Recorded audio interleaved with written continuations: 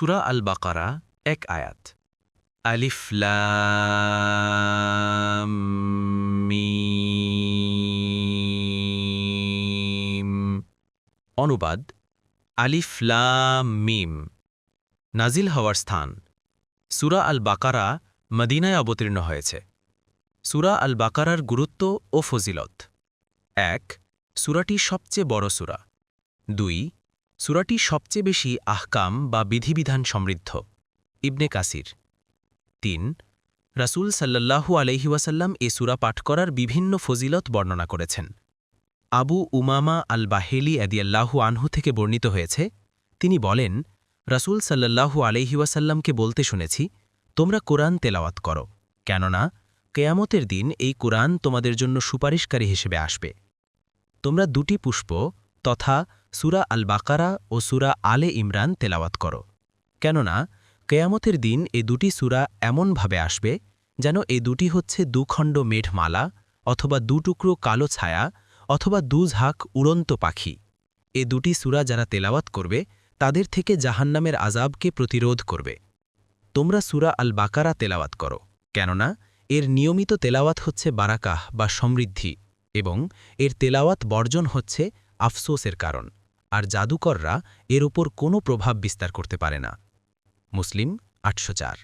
অপর হাদিসে রাসূল সাল্লাল্লাহু আলাইহি ওয়াসাল্লাম বলেছেন, তোমরা সূরা আল বাকারা পাঠ করো, কেননা এর পাঠে বরকত লাভ হয় এবং পাঠ না করা অনুতাপ ও দুর্ভাগ্যের কারণ। যে ব্যক্তি এ সূরা পাঠ করে তার উপর কোনো আহলে বাতিল তথা জাদুকরের জাদু কখনও প্রভাব বিস্তার করতে পারে না। মুসনাদে আহমেদ ৫-২৪৯। রাসূল সাল্লাল্লাহু আলাইহি ওয়াসাল্লাম আরও বলেন, তোমরা তোমাদের ঘরসমূহকে কবর বানিও না, নিশ্চয়ই শয়তান ওই ঘর থেকে পালিয়ে যায় যে ঘরে সূরা আল বাকারা পাঠ করা হয়। মুসলিম ৭৮০। অন্য রেওয়ায়েতে এসেছে, যে ঘরে সূরা আল বাকারা পড়া হয় সেখানে শয়তান প্রবেশ করে না। মুসনাদে আহমদ ২-২৮৪। রাসূল সাল্লাল্লাহু আলাইহি ওয়াসাল্লাম বলেন, প্রত্যেক বস্তুরই উচ্চ স্তম্ভ রয়েছে।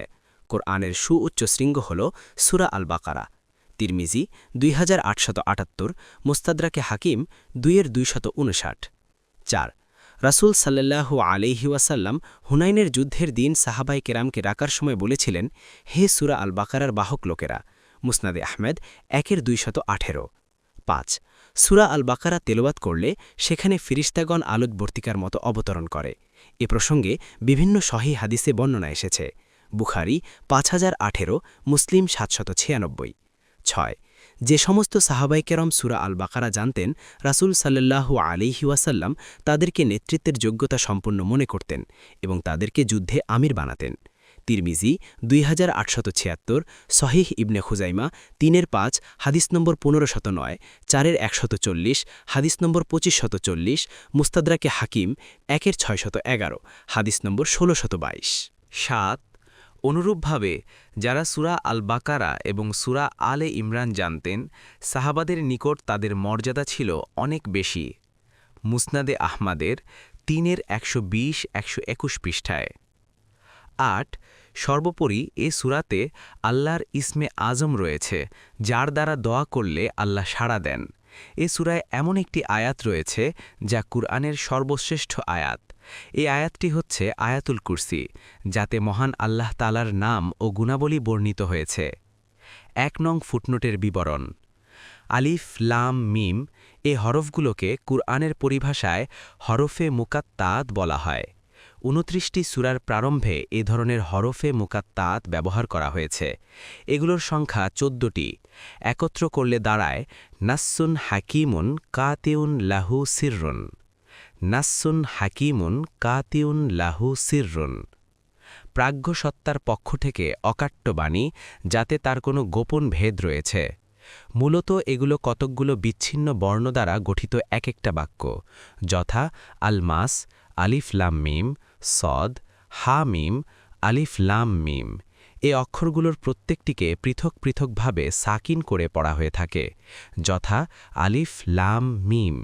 এ বর্ণগুলো তাদের প্রচলিত ভাষার বর্ণমালা হতে গৃহীত, যা দিয়ে তারা কথা বলে এবং শব্দ তৈরি করে। কিন্তু কি অর্থে এবং এসব আয়াত বর্ণনার কি রহস্য রয়েছে, এ ব্যাপারে মুফাসসিরগণের মধ্যে বিভিন্ন মত রয়েছে। এক্ষেত্রে সবমোট প্রসিদ্ধ অভিমত হচ্ছে 4টি। 1. এগুলোর কোনো অর্থ নেই, কেবলমাত্র আরবি বর্ণমালার হরফ হিসেবে এগুলো পরিচিত। 2. এগুলোর অর্থ আছে কিনা তা আল্লাহই ভালো জানেন। আমরা এগুলোর অর্থ সম্পর্কে কিছুই জানি না, আমরা শুধুমাত্র তেলাওয়াত করব। 3. এগুলোর নির্দিষ্ট অর্থ রয়েছে, কারণ কোরআনের কোনো বিষয় বা কোনো আয়াত বা শব্দ অর্থহীনভাবে নাজিল করা হয়নি, কিন্তু এগুলোর অর্থ শুধুমাত্র আল্লাহ তাআলাই জানেন। অন্য কেউ এই আয়াতসমূহের অর্থ জানে না। যদি কেউ এর কোনো অর্থ নিয়ে থাকে তবে তা সম্পূর্ণভাবে ভুল হবে। আমরা শুধু এতটুকু বিশ্বাস করি যে আল্লাহ তাআলা তার কোরআনের কোনো অংশ অনর্থক নাজিল করেননি। 4. এগুলো মুতাশাব্বিহাত বা অস্পষ্ট বিষয়াদির অন্তর্ভুক্ত। এ হিসাবে অধিকাংশ সাহাবী, তাবেঈ ও উলামার মধ্যে সর্বাধিক প্রচলিত মত হচ্ছে যে হারুফে মুকাত্তাআতগুলো এমনি রহস্যপূর্ণ যার প্রকৃত মর্ম ও মাহাত্ম্য একমাত্র আল্লাহ তাআলাই জানেন। কিন্তু মুতাশাব্বিহাত আয়াতসমূহের প্রকৃত অর্থ আল্লাহ তাআলার কাছে থাকলেও গভীর জ্ঞানের অধিকারী আলেমগণ এগুলো থেকে হেদায়েত গ্রহণ করার জন্য এগুলোর বিভিন্ন অর্থ করেছেন। কোনো কোনো তফসিরকারক এ হারুফগুলোকে সংশ্লিষ্ট সূরার নাম বলে অভিহিত করেছেন। আবার কেউ কেউ বলেছেন যে এগুলো আল্লাহর নামের তত্ত্ব বিশেষ। আবার অনেকে এগুলোর স্থানভেদে ভিন্ন ভিন্ন অর্থও করেছেন। যেমন আলেমগণ আলিফ লাম মিম এ আয়াতটি সম্পর্কে নিম্নোক্ত মতামত প্রদান করেছেন। 5. এখানে আলিফ দ্বারা আরবি বর্ণমালার প্রথম বর্ণ, যা মুখের শেষাংশ থেকে উচ্চারিত হয়, লাম বর্ণটি মুখের মধ্যভাগ থেকে আর মিম বর্ণটি মুখের প্রথম থেকে উচ্চারিত হয়। এ থেকে আল্লাহ তাআলা উদ্দেশ্য নিয়েছেন যে এ কোরআনের শব্দগুলো তোমাদের মুখ থেকেই বের হয়, কিন্তু এদের মতো কোনো বাক্য আনতে তোমাদের সামর্থ্য নেই। 6. এগুলো হলো শপথ বাক্য, আল্লাহ তাআলা এগুলো দিয়ে শপথ করেছেন। 7. এগুলো কোরআনের ভূমিকা বা চাবির মতো, যা দ্বারা আল্লাহ তাআলা তার কোরআনকে শুরু করেন। 8. এগুলো কোরআনের নামসমূহ হতে একটি নাম। 9. এগুলো আল্লাহর নামসমূহের একটি নাম। 10. এখানে আলিফ দ্বারা আনা, আমি, এবং লাম দ্বারা আল্লাহ এবং মিম দ্বারা আ'লামু, আমি বেশি জানি, অর্থাৎ আমি আল্লাহ এর অর্থ বেশি জানি। 11. আলিফ দ্বারা আল্লাহ, লাম দ্বারা জিবরিল আর মিম দ্বারা মুহাম্মদ রাসূল সাল্লাল্লাহু আলাইহি ওয়াসাল্লামকে বোঝানো হয়েছে। দেখুন তাফসীর ইবনে কাসীর ও আত-তাফসীরুস সাহিহ। 12.